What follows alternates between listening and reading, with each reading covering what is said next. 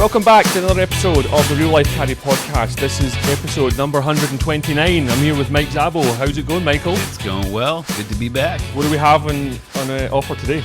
Well, we're going to talk a little bit about the gimmie putt. We're going to talk a little bit about caddy stories, and we're going to talk a little bit about the rising cost of golf. I mentioned early in the season I did get a new job this year, and we're going to talk a little bit about what that has entailed. Fabulous, yes. You touched on gimmie and also the cost of golf. That's going to be in the second half of the episode. But as always, we shall start with our caddy stories, and I will let you take the stage. So if you remember, first season of the year, when you got back from Scotland, I had mentioned Scotland. Kind of a slow time of the year. It was mid-December, late December, something like that. And it was late December. And there is a few slow weeks in there. So I said, you know me, I have to make money at something. If I find a way to make money, it's like, all right, I gotta keep doing this. If it's easy and...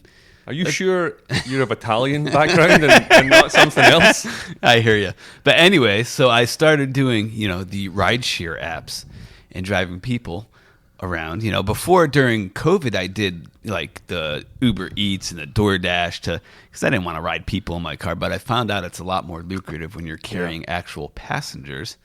Come to find out, I kind of enjoyed it. And can I just ask, when you were delivering food, did you ever get a little peckish and grab a couple of fries? Or well, I mean, when you get Chipotle, you know how that goes. I mean, carne asada is really good sometimes. They might have a few less pieces than they started with, absolutely. But so come to find out, I actually enjoyed doing it, and there's a lot of parallels to caddying. It's essentially the same thing. You're just babysitting a bunch of drunk people. I mean, that's exactly what it is. And I've had a few doozies since I started doing it. It actually precipitated, I don't think I've ever done this before, caddying or otherwise. I precipitated a divorce. Like 100%, this guy is probably getting divorced because of you. Because of my action. Well, because of his actions. I mean, he was going to get found out eventually. But anyway, so this is how it went down. We're going to change names for the sake of this story, just on the off chance that he's still together. But so I pick up this gal. We'll call her April. April. I picked up April at the resort by herself early in the day. She's going shopping in Carmel or somewhere. Yeah. Drop her off. Very attractive young lady. I was like, I'm not stunned too often, but I was like, wow, she's stunning. She's a stunning young lady. Didn't think much of it, drop her off. Later on that night, out driving again, I pick her up again with her boyfriend. Okay. Again, she's like, hey, Mike, you drove me earlier today. I'm like, hey, April, yeah, good to see you. What's April's boyfriend called? Steve, we're going to call him. Steve and April. So she's like, hey, this is my boyfriend, Steve. And Steve's hoorah and all excited. He goes, never going to believe it. Had my first hole-in-one today. I'm like, oh, we're at the Wee Par 3 course over there. He's like, home course. But he had a legitimate hole-in-one. Yeah. I'm like, congratulations, man. He's like, yeah, my buddies were giving me a bunch of shit. I got to go over to the restaurant over here, buy him some drinks because I kind of jetted off after to meet up with my girlfriend. Yeah. April. Yeah, April. He's like, all right, drive us over here. We got a dinner reservation like an hour and a half. He's like, do you mind waiting for me? And I'm like, I look at him. I'm like, yeah, kind of, bro. I'm trying to do this for money. And he's like, oh, I'll take care of you, and peeled off, a handsome sum of money. I'm like, yeah, bro, I'll wait for you, no problem. I'll wait for you for a week. So anyways, I bring him to dinner, drop him off. He's like, hey, let me get, he already had my number because he's like, I'm going to text you when we're coming out after I buy my buddy's drinks. So he's like, you're my Uber driver the next 3 nights. I said, perfect. So I'm driving around next 3 nights, him and April. Mm-hmm. He goes, okay. He calls me 3 days later. He says, you got to drop April off at the airport. I said, no problem. Pick up April, drop her off at the airport. Nice to meet you, April. See you later. Still think nothing of it. Later on that night, I'm picking up a different couple in Carmel at a restaurant. I pick them up and said, hey, buddy, what are you in town for? Oh, playing in this golf tournament, blah, blah, blah, blah, blah, blah. Are you caddying for these guys at all? No. But oddly enough, so Steve, I come to find out, is from where I came from in Florida. And I knew who was caddying for him. Okay. And I said, hey, you have my buddies caddying for you. That's amazing. So same thing with this guy. He says, I'm from Florida, same area. I'm like, you must be on this team right here with Steve. He goes, yeah. I go, oddly enough, and this guy's with his wife. I said, funny enough, I just dropped off April, his girlfriend, at the airport half an hour ago. And his wife goes, excuse me, April? And she looks at me, looks at her husband. And so come to find out, their wives had just flown in. Oh. The girlfriend he sent out, the wife's just flew in. She's best friends with Steve's wife. Wow. And I said it like 3 times. I'm like, April, and then they got all quiet, and he's like, oh, man. The plot thickens. Very quiet ride after that. I dropped him off at the airport. The next day, my buddy who was caddying for him was like, man, you messed up big time. That was her best friend. And, Steve's got found out. Oh, she raided away. So Steve's wife didn't make the trip, but this guy's wife did and came in later. So I didn't know. How was I to know? How am I supposed to know? But, sometimes, have you learned a lesson? Yeah, I'm going to keep my mouth shut. Yeah. You never know what's out there. But, that was a rough one for him. I mean, good laugh for me, but wow. We don't have to tell the story about on Sunday when we worked together. No, Friday. Mm-hmm. I nearly put my foot in my mouth again. Oh, God. We don't have to. Should we tell the story? I mean, that was pretty bad. We don't have to tell the story. It's, don't want to offend anyone. It was just Gordon being Gordon, and he was talking to a gentleman about some players he caddied for a few weeks ago, and they were of a certain area. Yeah. And as I'm looking at Sam, and I catch a glimpse out of the side of my eye of Zabbo, like he's reacting. He's talking about them and their personality and where they're from. I'm like, bro, he's from the same exact spot, place. And he comes from there. I'm like, ixnay on the. And I somewhat saved it. But he did. He's like, yeah. The loop that I was talking about, I'm starting to. If you are from Los Angeles or within that area and you listen to this podcast, please get in touch. I am losing faith that there's any decent people in Los Angeles, California, that play golf. Only from certain country clubs. There's certain red flags country clubs. Actually, before we move on to more golf stories. Oh, sorry. Yeah. More red flags. So that's the thing about driving. Just like caddying, you can tell from the get-go there's red flags, and there's certain times to step away.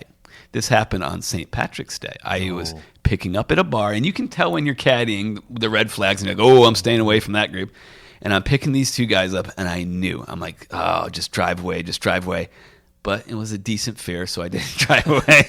I stayed there, and he is stumbling into the car, and I'm like, oh, this is not going to go well. So he gets in the car, and we're driving back inside the gate to a pretty nice house. The address, I know the area, and it's a nice house. And I can hear kind of, the seagull sound, and I'm like, hey, man, you going to be sick back there? He's like, yeah, I'm going to be sick. I'm like, pull over to the side of the road. I'm like, get out of the car right now. Right out the side. Like, I rolled down the window. The door was half open, so he's got throw up on my seat a little bit on the outside of the door, and he's laying on the ground, throwing up on the ground, and his buddy smashed 2 in the other seat. And I'm like, all right, out of the car, get out. And he's like, no, I'm okay, drop him off. I said, you get over there with your buddy. And his buddy's like, hey, man, I just want to get home. Drive me back to my house, and I'll clean it up. I'm like, clean it up? You can't even stand up. I get out of my car, and the other guy won't get out of my car. So I unbuckle, get out of my car, rip the door open. I say, get the F out of my car right now. And I left them on the side of the road. How far from the home? Oh, they were about 6 miles from home, in the middle of nowhere on the side of the road. I don't envy the driver that was going to attempt to pick them up after. But yeah, red flags. You have to look out for those red flags. The red flags. Now, I'll tell you what's so ironic about that whole scenario is I remember first getting in your car when you got it a few years ago, and I had to sit on a towel. and now you're letting all sorts of scurbs in the car and St. Paddy's Day. Have you seen my car lately? I put seat covers. So those were nice white seats, and there's seat covers over there, so they're very well protected. Did you get rid of the smell of puke? I did. I'm very anal about keeping my car clean, so I was scrubbing it down right away. The door. Yeah. Oh dear. Well, unbelievable. The loop that I nearly put my foot in my mouth with this lad Sam. It was just horrendous. I don't typically take jobs from other people anymore, but the situation was such that the time worked out nicely. But it was a scenario where we're going down the first hole of the wee course. The other caddy in the group, the bags are already in a cart, and it's very tough for us to change mentality. Would you agree? Oh, for sure. I remember because you were right in front of me when this happened, and I kind of saw it progressing. Yeah, and the thing is, once they've hit their shots and we're 50 yards, and the guy stops you and says, "Oh, it'd probably be easier if you just carried." Yeah, too late now, buddy. Too late. I'm not going to leave the cart here and go through the process. I don't know what the bags weigh, etc. As it turned out, they weren't heavy at all. But that was it. Kiss of death. absolutely nothing I could do. They were trying to catch me out every single time. Do you have that wedge? Do you have that wedge? They absolutely hated me, and They sure did. I think 5-6 years ago I would have walked off after 10. Something was said, and I thought, you know what? It's podcast material. Just stick it through it. I don't want their trip up here to be about the horrible experience they had with me. Yeah. So I am maturing, Zabbo. You are. Good for And you. I'll tell you, yesterday I had another one. Go down to the tee. Some Japanese chaps. This Asian is just chaps. a random bench job? This was, yeah, because they're going to punch the green shortly. So Yeah, get your work I in thought now. I'll get an extra day work in before I take 2 or 3 weeks off. I gotcha. And I'm working with Mackie Boy. Oh, our boy. Mackie Boy, I get about 4 a year with him.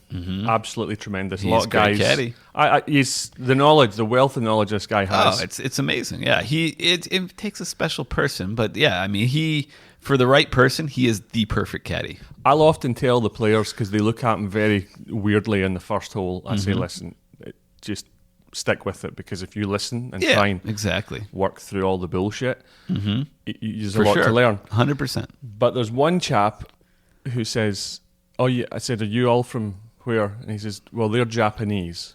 I'm the only English speaker, right?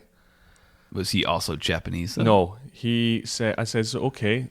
He says, they don't speak any English, and I don't speak any Japanese. And I'm the translator. And he says, that guy and me, we communicate in broken Mandarin, and we get Mackie Boy, who speaks his own language, and then me, who no one understands anything I say anyway. Jeez, this is a hodgepodge of languages. So hats off to Mackie Boy, who, by the way, isn't far off 60 years old. Could you believe Seriously? that? Can't No believe that. way. Unbelievable. That is crazy. He is speaking to he doesn't change his game up. He doesn't. Oh, of course slide it. not. No, there's one style. He doesn't go Yeah. into second gear and start maybe. Yeah. When I've got people that don't speak English, Japanese, I'll say slice for going left to right, and then obviously hook. Or okay means pick it up. They understand that. Okay, so you keep. There's no point in having a conversation. Oh, for 'cause sure. They don't understand me, Yeah. and vice versa. Mackie Boy didn't change for 18 holes. Now You just got to hit it here with a little pace. And he has one guy putting out of a bunker, which worked, and of course the Japanese love that. They go, "Oh, good shot, good shot, good shot!" They thought he was a legend. Then he's calling this guy the general. He's going, the general. You're the general. It was off the chart. Now he didn't stop talking to the lads. His two lads maybe in their 60s. Well, and actually, they could have been their 80s, because Japanese You people never look know. the same as him. You never know. They look way younger than they actually maybe are. But he was in the back of the cart still talking to them. And I'm thinking... well, see, that's the thing with the Japanese. They're just so polite. They just sit there and nod. So Max thinks they're understanding him. So he's But he did one thing that I thought was bizarre. One of the lads... just one. Well, just one. This was the standout one. We're on 11, and he keeps... There's a tour bag. You know, Japanese lads Love a good tour bag. love a tour Yeah. bag. Maybe So with a little Hello Kitty on it. Yeah. he's got a Bridgestone bag, and straight away, Mac used to carry on tour, so he knows all well how bad golf tour bags are. But the Japanese one's very nice. He says, "This is wonderful. I could carry this normally." He keeps running back and forth to the general to give him his clubs. On 11, he runs across the other side of the fairway with the bag on his shoulder. Then he comes back, and as I'm in the same position, I'm walking back to the carts. Now, obviously, my cart has two bags. His will only have one. Yeah. It's not hard to work out. Pretty simple. He jumps into my cart, drives, and I was like, wrong cart. Just drove all the way up to the green. So I jump in his cart, follow him, and still didn't recognise that he'd gotten into the wrong cart. So, he's in a different planet, man. Sometimes, depending, yeah. But I absolutely love working with him. He's truly tremendous. Gold, yeah. On that same loop, and actually, it's a different loop I worked with you not too long ago. You did a move that every caddy does that we've never talked about on this podcast, and I hate to call you out for it, but it was such a good move. You probably don't remember this, but every single caddy that listens to this podcast has done this. You brought out 3 clubs to this player, and it was a long walk from the cart path. He was like the right side of the fairway, and the cart's like 100 yards out. And I saw the wheels turn in your head. You looked down at the clubs, and you realized you were 1 club short. You brought the 6, 7, and 8, and he needed the 5. And you look down at it, and you go, Yeah, just a hard 6, it'll get there. And the guy kind of looked at it and was like, I don't know about this. And he absolutely roped it. And he was like 15 yards short. And he's like, yep, that's got a little gust there, bro. Sorry, a little short. I looked at it and I was like, oh, it was legendary. I was like, man, I've done that so many times, because you're not walking back to the cart at that point. I mean, unless it's really, really, really crucial this guy does something. It's when you get to that point where you have matured as a caddy. Yeah, you talk him into hitting the club you brought. Yeah. Now, you had talked about a marriage breaking down potentially. Mm-hmm. I had a loop not long ago, maybe 2-3 weeks ago. Very interesting situation where it was kind of a corporate event. There was a guy, we'll call him Bilbo Baggins. Ooh, Bilbo. Right. Little Lord of the Rings reference. There was a lady in the group who, by the way, it was a scramble. So nice. Love a good scramble. Love a scramble. She could play. She could love a scramble where the women can play. Good off the tee. Yeah, that's what you need, especially with those front tee boxes. When you get those red tee boxes, she can be bombing at 120 past the boys. Yeah, that's so excellent. She would be 15 years younger than him, I think. Stout woman. No, this was his wife, or no. they just didn't know each other. Gotcha. But okay. It was almost uncomfortable by the end because, like, as I say, girthy lady, right? Solid. And he was hardly Brad Pitt, by the way, but he got a cocktail about the 7th hole, and he was nice to her before the cocktail. Mm-hmm. But in the UK, we would say, I think he was trying to get his Nat King Cole, right? Because he was so aggressive. Feeling? Yes. Yeah. It made my job very easy because, you know, in a scramble, everyone's watching. Okay, try right edge. Yeah. Okay, no, it's a little bit more. He's bending down behind her, reading the putt. Well, even when maybe the second player had hold the putt, he would then say, "Oh no, you roll it. You roll it." There. We'll call her May. Seniors was April. This one was May. And it was quite incredible. He was touching, feeling. And she's there unattached without her husband, or? I didn't ask questions about marital status, but it became somewhat slightly uncomfortable by the end because... Was she not into it? Oh, she was totally into it. Oh, she was into it? Yeah. Oh, wow. I don't know if she just thought he was being nice or something, but... Gotcha. Yeah, old Bilbo Baggins got a couple of cocktails and all of a sudden... You know, he got the horn, you know. Wow. Randy Jackson. It was unbelievable. Well, good for Bilbo. So you think it worked out for Bilbo? I asked one of the other lads, I said, any action? And he said they were definitely sitting together at dinner. Well, there you go. So, you know, hats off to the old guy. Romance is in the air. At golf, the game of love. So I had an interesting one where I caddied this. It was a father-son tournament that I caddied for many years. I mean, years ago. The last time they played was probably 4 or 5 years ago. The kid that at the time was still in high school. He's actually early in high school, and he's sophomore in college now. What is sophomore? Please explain that. That's a good point to... So back just home. Like high school, there's freshman, sophomore, junior, and senior. In high school, there's 4 years in a typical high school, in any high school, and then 4 years of undergraduate in college, which is the same thing. Right. First year's freshman, sophomore, second year, junior, and senior. Because back home, we make it simple. First, second, third, fourth. Oh, yeah, that's more logical. But you know how we do things in the U.S. We got to complicate everything with our weights and measurement systems. There you go. But anyway, so I I normally... Like we've talked about, I send off the text message to anybody I'm going to caddy for. This is what the rate is. This is what they recommend as far as tipping. This is what we expect on a requested loop. If you want me caddying and not Ubering, this is what you're going to have to throw. I didn't do that on this loop because I had caddied for him numerous times. Forgot what he paid me, but he texted me. His number was in my phone, so I figured he paid me pretty well. Mm-hmm. I look back at the records. I'm like, wow, that's a little on the low side. I didn't fire off a text message. So they get here. It's a 3-day job. Caddy for him the first day. Everything goes great.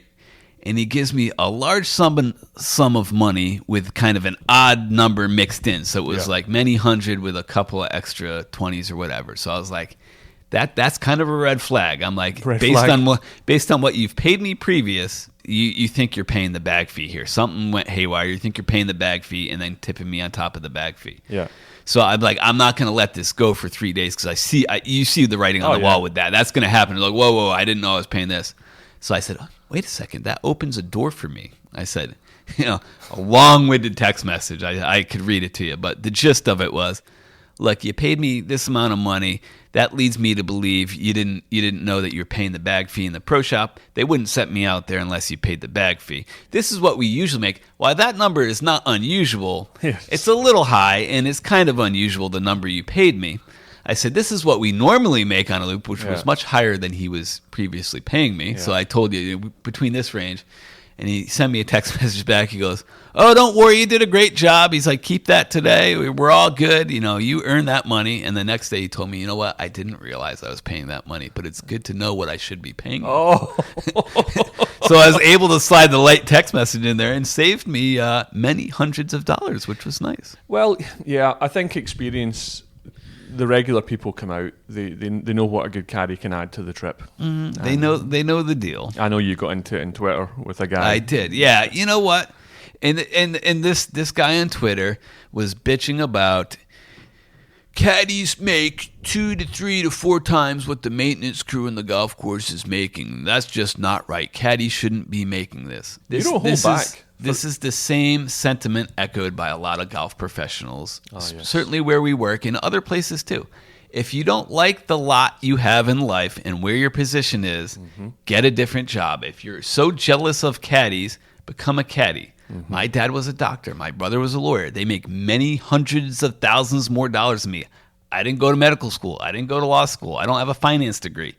I'm a caddy. I make what I make. If you're unhappy with what you're making on the maintenance crew or in the pro shop or anywhere else in life and are jealous of what caddies are making, come out and caddy if that's a problem. It drives me nuts when people get upset about what we make. It's not like we're making a fortune, but we make a good living. You might not have a medical degree or a finance degree, but I tell you what you do have is you can get handed a wad of notes and know exactly how much there is in there just by the feel of your fingertips, though. Yes, we're like those guys at the carny. You can guess the weight of the women or weight of anybody. Like I'll guess to the pound what you are. I can guess to the dollar. Like, that's brilliant. We do that too. We're like, oh, that was light. If anyone doesn't follow Zabbo on Twitter, I think it's at Pro Zabbo. Is that it?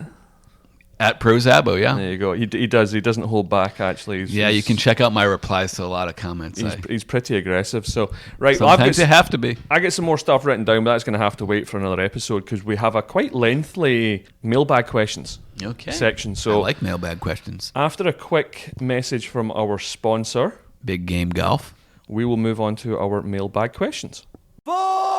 Every golfing group has the guy who coordinates the weekly game or the buddies trip. If you're that guy, you'll be very familiar with the pain and frustration scheduling, managing, and scoring your game. Why not make your life easier by downloading the Big Game Golf app and start saving time and hassle today?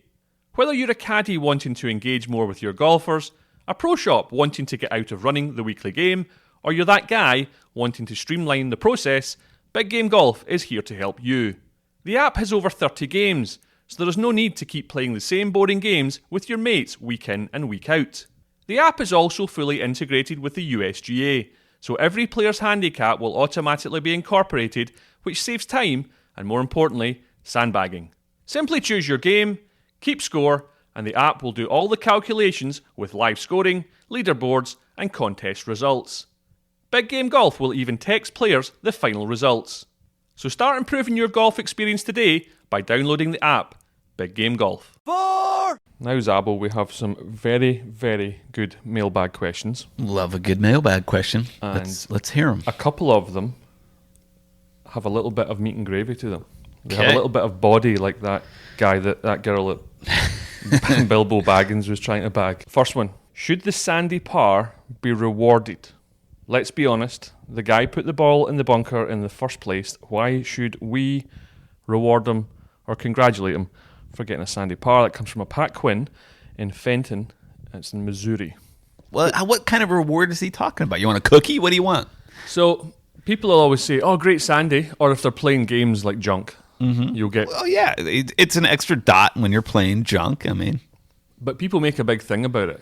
Oh, it was a sandy par. Who cares? You put it in the bunker in the first place. Yeah, it was your poor play that led you to be in that bunker. Yeah. Good on you for getting it up and down, but hey, you shouldn't have been there in the first place. Something that people do a lot, maybe they hit a really bad drive, good recovery, get up and down, they make the par, and they go, oh, great par. It wasn't a great par. It wasn't a great par at all. It was a horrible drive, and it was lucky that you made 4. Yeah. But I've always thought that myself, that you're out there and they say, oh, it's a double sandy. Who cares? You put it in the bunker twice then. Well, I do say double sandies are impressive. Really? You get that at the big course a lot. Like, you get double sandy birdies at the big course a lot. You hit like the 6th hole, par 5, hit it in the bunker.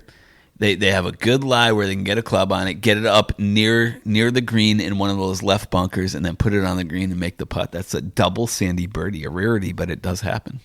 Well, that's impressive. I mean, yeah, there was bad shots to be where you were, but that is impressive to me to make a double sandy birdie. Well, there's another conversation point there, which is, are these really bunkers? Because a bunker to me is you should only really be able to hit a sand wedge out of a bunker. That's a proper penalty. Well, Whereas, not the definition of a bunker, but I see your point. But so it's not, if you can hit, like say in the big course you got on 18, every single bunker in that hole until you get to the green, you can hit a 3-wood out of, depending on where you are. Correct. Yeah. So it's hardly impressive, is it? Well, it is a bunker, though. So the definition of bunker is it's a sandy area where you can't ground your club. So yes, you see a lot of that. People not grounding their clubs, huh? Building sandcastles. Yeah, come on.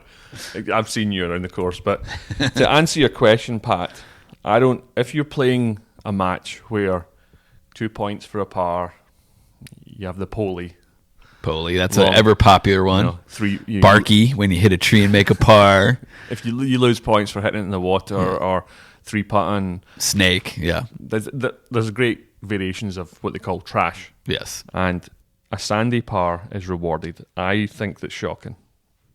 I think it's like a hole-in-one on a par 3 course. See, well, that's where we disagree again. I do think it should be rewarded in some fashion. Do you see many golfers use the newer out-of-bounds and sand rules to their benefit? That's from Big Al in San Diego in California. Never see the sand rule. That never comes into play. The penalty for that, I think, in my opinion, is too severe. I've never seen that used. I've seen it talked about maybe being used, but I've never seen it used. You see the OB quite frequently. Yeah, I encourage that too. Like, you hit one OB, you take it where it went out and bring it back to the fairway and hit your 4th shot. It's where it really crossed the boundary line, isn't it? It is. Well, that's the problem with all these rules. They get bastardized, and you take it liberally, especially myself. Oh, yeah, he went in up here at the 100-yard mark and went back at about 220. Yeah, right here in the fairway, we're dropping 100 yards. That'll do. No, but I would actually say a lot of people don't know these rules. They don't, and they're not used on tour. Maybe the bunker rule is, but the OB rule is not. Wouldn't that be funny if we saw someone out there and they actually used this? So basically what Zabbo's saying about the OB, we should explain the rule. Yes. If you hit the ball out of bounds to try and save time, instead of going back to the tee, I don't understand why someone would hit a provisional anyway, but where the ball crossed, you would draw a line straight into the fairway and drop it 2 clubs in the fairway. Correct. And hit 4. Correct. Hit your 4th shot instead of hitting 3 from the tee, which, let's face it, you hit the 3rd from the tee, there's a chance you're going to be in the rough or OB again. So let's save that hassle. And then you also have the bunker rule is that if you don't feel confident about getting out of bunkers, you can pick the ball up. 2-shot penalty, and you can drop behind it on the line. Drop behind it, and then duff it back into the bunker and do it all over again. Take another 2 shots and put me down for a 9. Yes. But no, I've rarely seen it. Women are more likely to, the girls that are taking out the bunker, they're probably just saying, I don't hit bunker shots, so just take it out for me. I mean, yeah. It's not like their score matters. Exactly. We put smileys and frowny faces down on the card instead of numbers. Yes. So, first couple of questions there. Thank you very much. Now it gets interesting. Okay. When is it acceptable to give a gimme putt? That comes from George Hatton, Thornton, Colorado, right? And I actually posted something about this about 6 weeks ago, and I didn't realize it would be quite as controversial. So, when is a gimme putt acceptable? So, again, this goes back to a rule that's been bastardized, because the gimme putt is a rule in match play. What is a gimme putt? Gimme putt is a concession of your next stroke. You're conceding the fact that they're going to make that putt. Putting for 4, you say, pick it up, it's good, that's a gimme. They make 4. Now, that originates from match play. Is that how the gimme started? That's a great question. Where did the gimme even start? is a good question. But yes, we've extended that gimme outside of match play into regular play. We do it all the time. We think it's a great idea for our jobs because it helps with pace of play. Now, guys, extend that to be beyond 1.5 feet, 2 feet, 3 feet, 5 feet in some cases, 8-foot putts. The guy's hosting. He never misses a 10-footer. Pick it up. It's good. Here we go. And then we got the country club guys. They come out in group trips, and they play at their country club back home. And what do they all have? On their putters, they have a piece of tape. It's called inside the leather. But instead of inside the leather, because all these guys have long putters, they have different shaft lengths, the grip stop, they have a piece of tape at 27 inches, whatever it is. And I'd love to see at their home clubs what they're doing. They have this one guy, I'm sure, that has a ruler, and he sits down and puts the piece of tape on all. Yeah, I'm sure of it. And these guys come out in these games, and they're playing big money. Oh, we got to measure. And they put it in the hole. They put their putter. Some of the guys, they put their putter 2 inches outside the hole because the guys are all looking at the tape, and they're not looking at the hole. And he gives himself the putt. It's hilarious. These grown men over these gimme putts. What is the gimme? It's a great freaking question. What is a gimme? It's brilliant. I think it does actually show humankind of how we had a group from England, and they actually do that. So somebody at the beginning of the trip, all 12 guys, he measures. He's got the tape measure, and then he puts the electrical tape on, and it's probably sealed like it would be like a document that needs to be signed for from the government. You know what I mean? That if the seal's broken, they'll know. Maybe check it. But they called it the snotch, I think. The snotch. Right? Which is ridiculous in itself. And they would say, is that snotch? Now, here's the thing. If you measured it and it was out with snotch, you had to pay everyone $10. Oh, okay? Wow. So if you asked for the measurement and it was out of snotch. Which comes to my attitude towards gimmies, right? Here are my set of rules. In stroke play, we're playing a medal.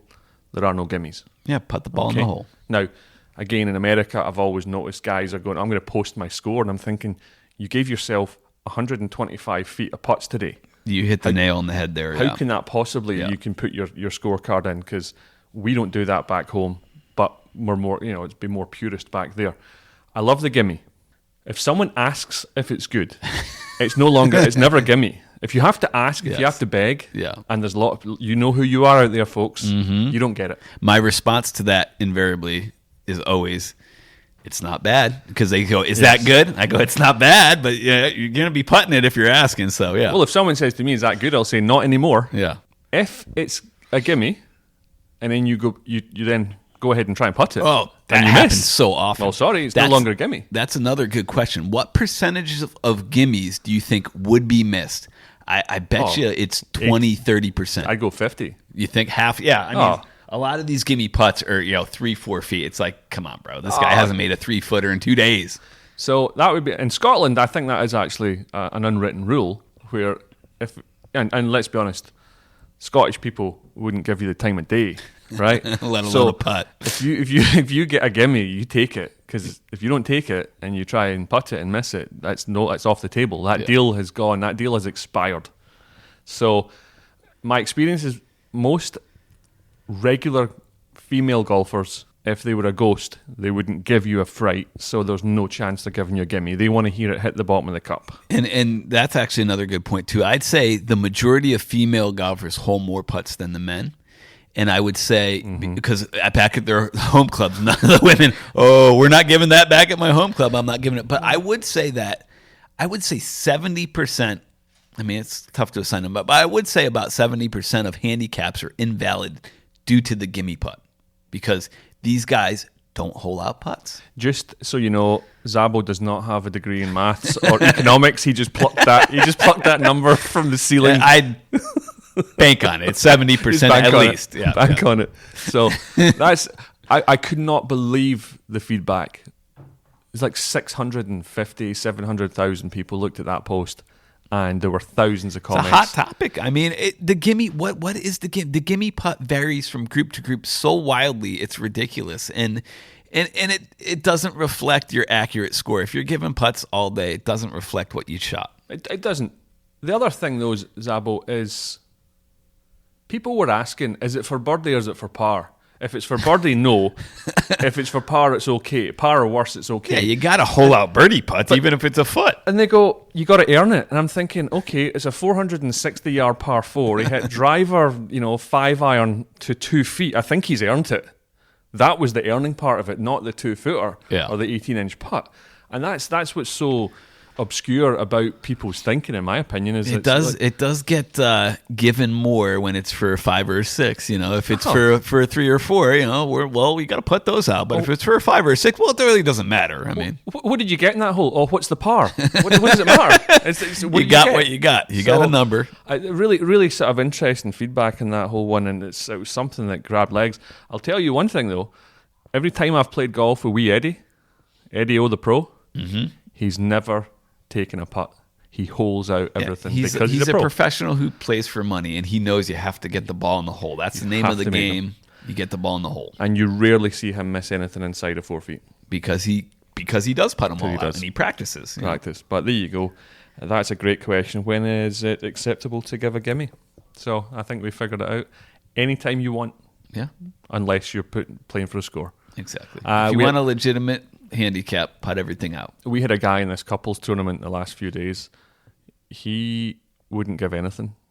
Absolutely nothing. And he wasn't from Scotland. He wasn't from Fife. Jeez. Yeah, it's funny you say that because I caddied in the same tournament for different people on all 3 days. And each group was a little different. There was the one couple that wouldn't give putts. And then one day, both couples were giving putts. And 6 feet, swipe it away. Caddie's judgment. Yeah, that's good. Pick it up. Yeah. And Zabbo's like, you don't need your putter here. You don't need your putter Nobody here. needs to see you miss that again. We need to protect the field. That is a good. Protect the field. We got to protect the field. All the scores. I'll be like, count. Listen, see, no one cares on your golf resume that you won the mixed couples flight 4 in 2024. Just pick it up. Let's go. We're half a hole behind. I got a 6-inch crystal trophy. What's first prize? A sleeve of balls. Yeah. No, sweet. they didn't give anything this year. It was just a little trophy. It was a little crystal trophy. That's it. I was told that. There was no credit, no nothing, just a little trophy. Garbage. Yeah, we got to protect the field. Next question. Do you think golf is getting too expensive? That's from Jordan, and he's from Mesa, Arizona. It's a very loaded question with many different answers. I mean, yes, by and large, yes, to a large degree. Golf, I wouldn't say it's unaffordable. I wouldn't say it's unaffordable. In certain areas, maybe, but there's always opportunities. I think what's going on for juniors right now is great. There's a big movement in most areas in the country that makes golf very cheap for juniors, and there's a lot of access for juniors to get into the game. But as far as maintaining that as you get older and staying in the game, golf has gone exponentially up. What is the average cost of a round of golf in the United States? $125. Oh, really? It can't be that high. The average cost, I would say $35. The average cost. I know we'll need it. We ain't all playing par 3s, Zabbo. Well, that's true. But I think you can still get deals. I mean, we're in kind of a microclimate where we are as far as golf. It's outrageously expensive to play golf where we are. But I think in the country, but it is getting, I think, a big game changer was COVID, obviously. COVID, a lot of new people got into the golf, and there was more demand for the golf courses. So I think as there's more demand, prices are going to go up. And then I think another big game changer was a club manufacturer by the name of PXG. I think they changed the game when they realized there's this need for high quality things that cost a lot of money. And you put a price tag. Do I think PXG spends exponentially more money on making their clubs? I don't. I don't think they're that much more expensive to make than any Callaway, TaylorMade, what have you. But they figured out there's these people that want to pay a lot of money for golf clubs because they think it's a superior product. And I think that's happened. And now you're seeing these clubs cost ridiculous sums of money. Shafts that cost $800, $900, $1,000 for a shaft. It's gotten out of control, and people are willing to pay for it. Have you ever met anyone that plays PXG that was not happy with them? No, I actually, oddly enough, I play them myself. I'm very happy with them. When you spend that amount of money, you have to be.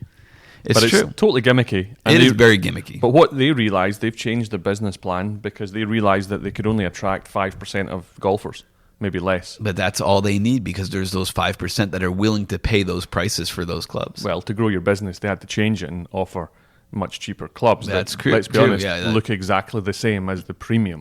And play pretty close to the same. It's like champagne.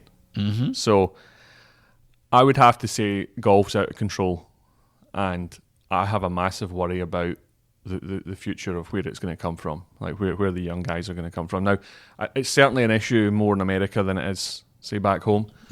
I was in a conversation, again, on the Twitter. There's a bunch of council-run courses. So I think there's about 8 on the rotation. Now, I used to have that ticket, and it used to cost about £270 a year. Ticket being like a membership? Yeah, so you'd have unlimited play at 7-8 courses for 12 months, right? Wow. $270? Now, I went at £270, which is about $300, maybe a little more. It's now up to $555. Which is still a good deal, but... Which is ridiculously cheap yes, for what you're getting. Ridiculously cheap, yeah. And I checked, they're up in arms in St Andrews because everyone knows that if you live in a certain postcode in St Andrews in the town, you have access to 7 courses. And they're up in arms because the price for the whole year for 7 courses is going up to £371. Now, to put that in perspective, it's $300 for non-residents of St Andrews. I think if you're in Fife, which is the actual region, you get a cheaper price. During the winter, you can get better deals. But during the summer, they're hitting the American dollar for probably around about $350.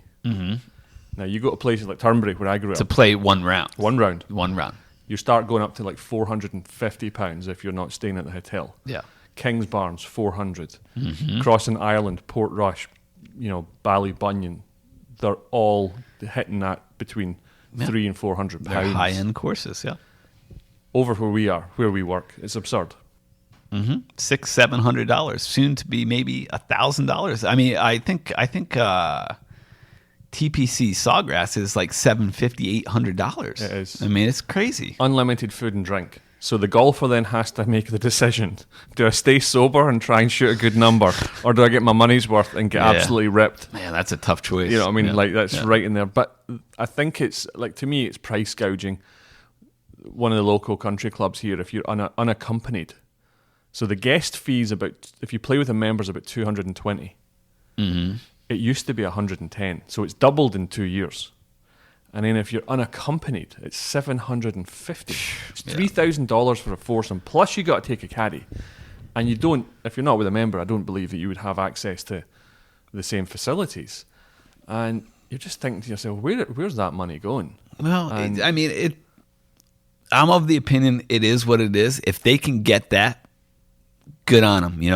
They're going to get it as long as they're going to get it, and when they don't, they're going to have to lower their prices. So, I mean, I think you can still access a lot of golf courses for relatively reasonable rates, but the cost is going up, and the market is going to decide what the price is going to be. When people stop playing it and they slow down to a certain point, they will have to lower their prices, and if that doesn't happen, good on the game of golf. It's growing. Supply and demand. I understand that. I feel as if there's common ground, but my issue would be about what's the future. There's opportunities. Youth on course, first tee. Doing great things. But the big issue with that is you got to play a certain set of rules to then get access to that. So there's strings attached, whereas, again, where I'm from, all it is buy your ticket and off you go. Yeah. Me, I hate rules. Everyone knows that. I can't stand rules. Rules can apply to you, but just not me. Yeah, just I understand they have to be there, but don't. I don't want to live by those. So if I had kids and wanted to get them to play golf, I would be like, well, you got to do this, and this to get your game of golf for whatever, $5 or whatever. I would rather just say, no. Let's have junior golf much cheaper and have better access. But time will tell. Yeah, time will tell. I mean, it's golf. Golf right now is certainly not getting any cheaper. It's a tough subject because you hate to see anybody priced out of the game. People should have options. Anybody that is actually working a job and making a living and trying to do right should have an opportunity to play. Absolutely. I believe. So time will tell on that one, but thank you very much for your questions. If you have any, send them in, podcast@glorifieddonkey.com, or you can send them in via social media. Isn't that right, Michael? If you enjoyed the Real Life Caddie podcast, then you can help us out in a number of ways. Firstly, why not follow us on all the socials? Just search Glorified Donkey on Twitter, Instagram, and Facebook. If you watch golf on YouTube, subscribe to our YouTube channel and hit the notifications button so you don't miss any new videos. You can also buy us a beer by visiting our website, glorifieddonkey.com, or follow the link on our Twitter profile. Finally, feel free to share the podcast with all your golfing friends. In the end, it all helps, and just remember, caddies are people too. Thank you very much for that, Michael. Move on to some shout-outs before we finish up here. So I'm going to start off. There was a guy called Dan Pedersen from Alberta, Canada. All right, and he said, I found your podcast totally by accident about a month ago, and I've been chuckling ever since. Having toiled myself on the mini tours back in the mid-80s, I find so many of the stories told on the show hilariously relatable. Thank you very much, Dan. Very much appreciated. I'd like to put a shout out to Mark of H&R Roofing Supply. That's down in Oxnard, California. Did he come up and fix your roof for you or something? No, more importantly, bought us some beers. Thank you. We appreciate that. Buy us some beers. I don't mind having a leaky roof, but as long as there's beer in the fridge, that's all that matters. If you're enjoying the podcast, find us at Buy Us a Beer and hook us up. Exactly. We got Dave Thompson, who we had on. Love on Dave. Our last episode, he bought some beers. And also another guy called Marco Tatic, who's friends with BJ. BJ? Yes. Oh, BJ. Our boy BJ from also the same club, Bolingbrook. Nice. Dave Thompson. So thank you very much for that. Who you got to shout out? So we have like big partners events out here. Yeah. And we had one recently, and the guys I've caddied for, the same guys in it for many, many years. And he goes, hey, you never shout us out in the podcast. I said, I don't realize you were listening. So I got to shout out Dr. Tom Lombardo. Mr. Jacobs, got to shout out him, Gary Grelick, and Jim Smith. Doc, I've caddied for years in the first tee in different events. Very fine player, like won a really good player in his day, played in a bunch of US AMs, mid AMs, senior AMs, really good player. So got to shout out them. They've been listening to the podcast all along. Never knew it. Thanks, lads. Well, the one I always get is when other people say, "Oh, you still doing the podcast?" yeah, obviously you don't listen. Obviously you're not. Yeah. So, and hopefully some of the guys we got to shout out that are still listening that I haven't heard from in forever. Oh, actually, I would like to say for the local people in Monterey, in the Monterey area, if you have any information, 2 guys went missing on St. Patrick's Day on the evening from the side of the road. They haven't been found. There was a pile of vomit found on the side of the road, and 2 men missing from a general look. Their phones were pinged in that location last found, and good luck. Any information you have relating to that, please don't send them to me. Send them in a podcast or call 911. Excellent. Yeah, and also we'd like to hear. Driving in these rideshare apps, I have shared a number of times, and people were very interested and subscribed at the time. So I want to hear from those people if they're enjoying the podcast. You've ridden in my car. Okay. Zabbo, as always, thank you very much. Thank you. Good to be here. Have a couple of exciting episodes coming up in the next 2 to 6 weeks. Chris Rose. Oh, is he coming on? He's going to come on because he's been following the professional tour caddy and sort of lifestyle. Yeah, he picked up a gal in the U.S. Women's Open here at the big course last year, and they hit it off and stayed with her, and she got her tour card. Well, the women have a U.S. Open. Stop it. Easy over there. They do. And, very good Open here last year. Well, he's been all over the globe since I last saw him. So caddying for her. Now she's got her card. But, Zabbo, many thanks for your time, as always. You're welcome. We will be back in a couple of weeks' time. But until then, thank you for listening. But more importantly, keep it humble.